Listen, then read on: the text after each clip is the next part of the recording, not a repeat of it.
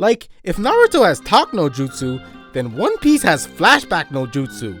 I mean, shit, sometimes they'll throw you in a flashback so quick, you won't even realize it's a flashback.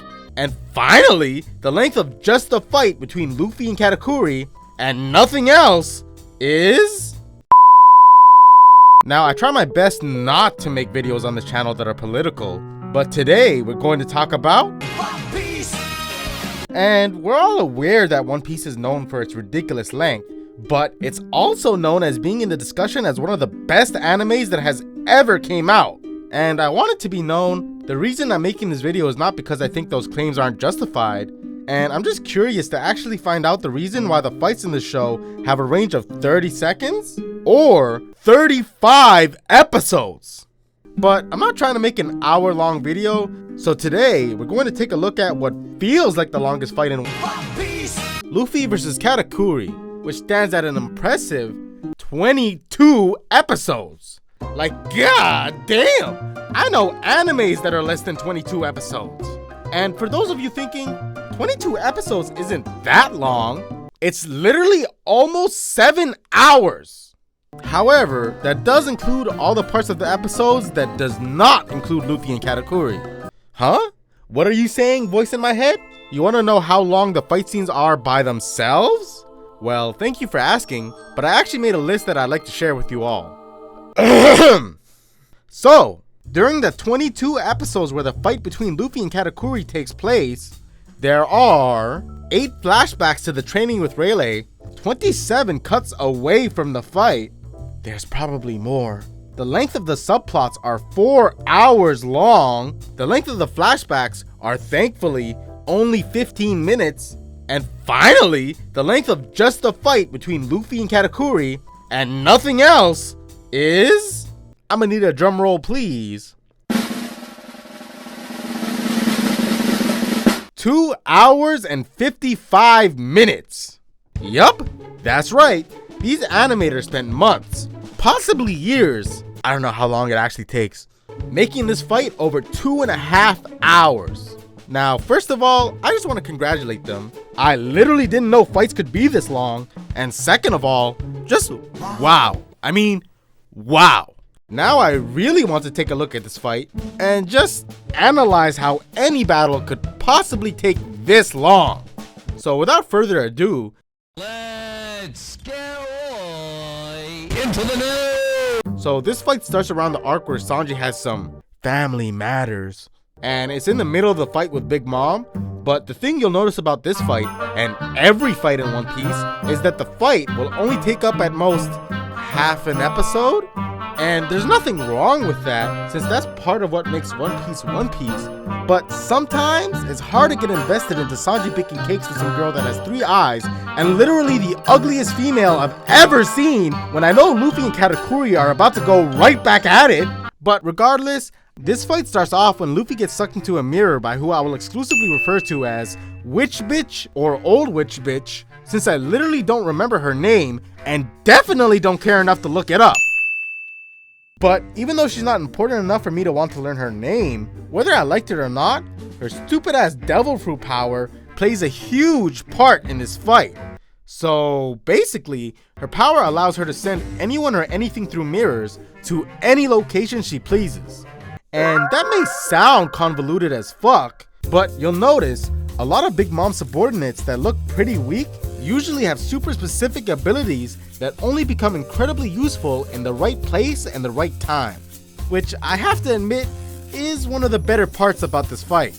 Like, a lot of these side characters look like bozos, and most of them are, but eventually one of those bozos might actually play an important part in the fight.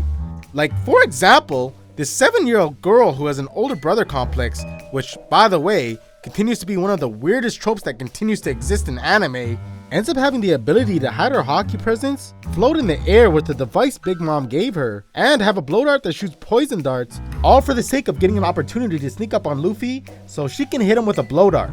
But anyway, Katakuri eventually notices that Luffy was shot in the leg and stabs himself to make the fight fair, because we all know if he didn't, this fight would probably take another 7 hours. And even though she's in love with Katakuri, after he takes off his scarf, everything changes and she just starts roasting him. You pelican-looking bastard! That is what he looks like!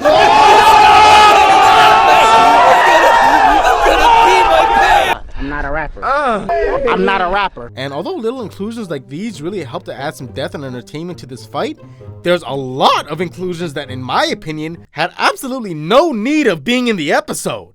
Like, there's one part where the rabbit named Carrot is about to attack Katakuri, and right before she does, we get an entire episode flashback to her training with Pedro, the lion, only for her to get bitched just like Luffy.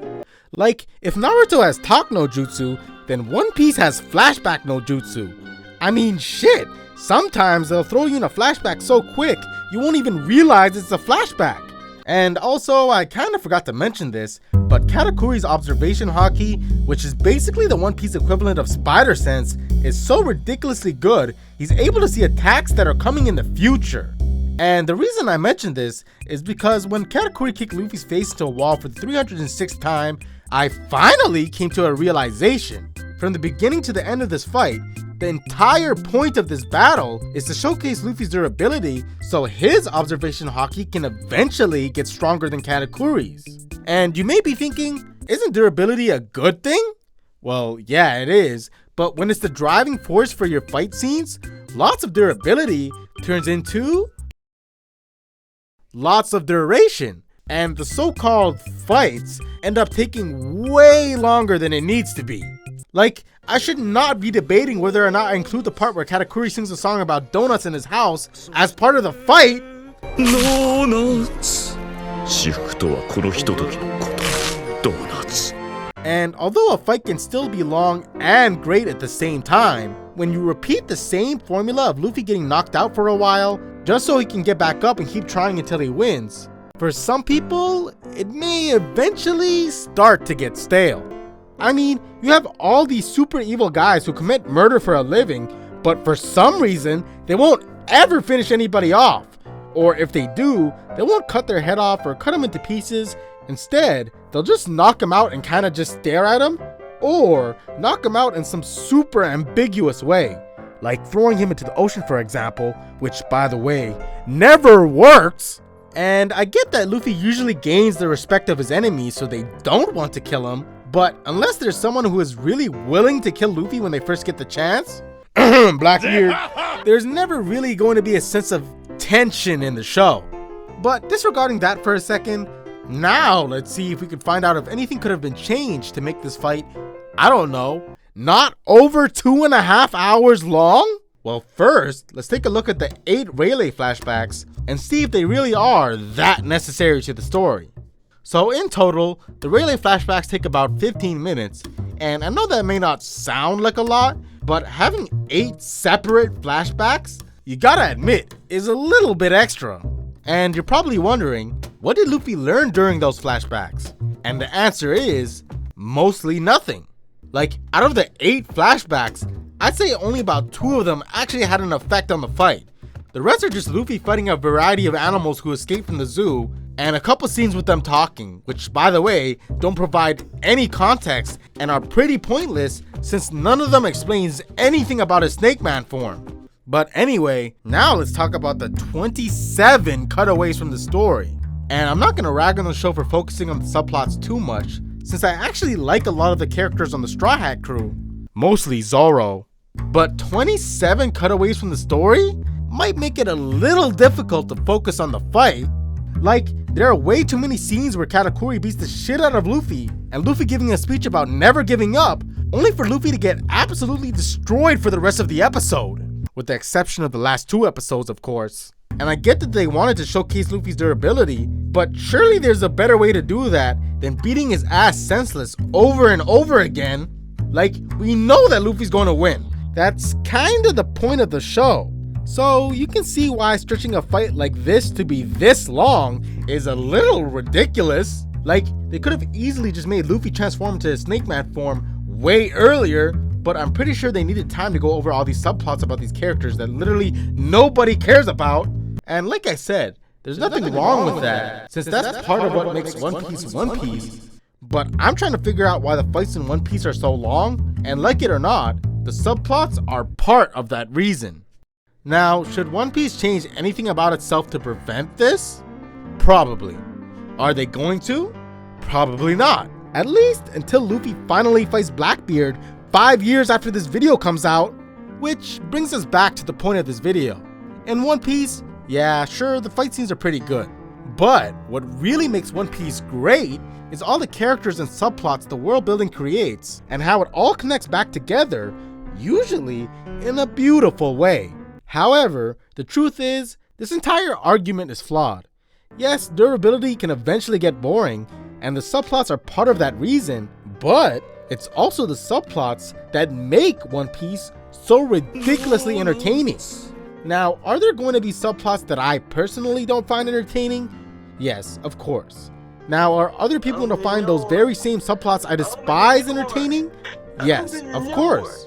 I'm sure somebody out there cares about other characters that are not Luffy, Zoro, and Usopp, but my point is, this anime was not made for me specifically, and it might not be made for you specifically.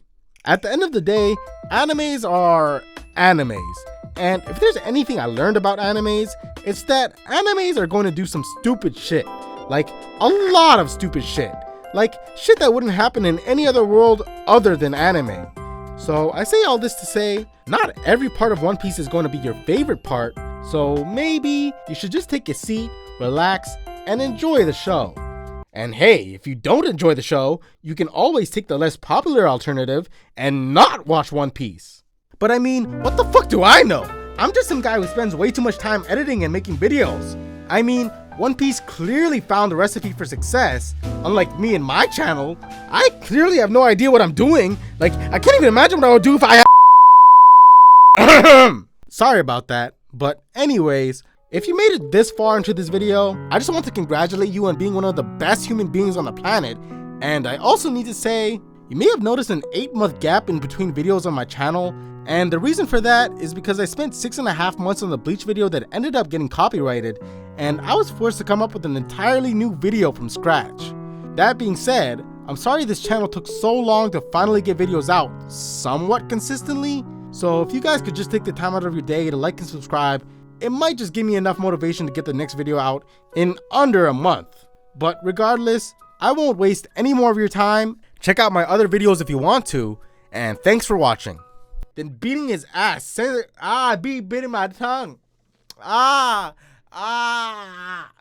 Is all the characters and like, a lot of these side characters look like bozos. I can't speak without no water in my mouth because I'm thirsty, man. 8 flashbacks? Really? Let me get a drink.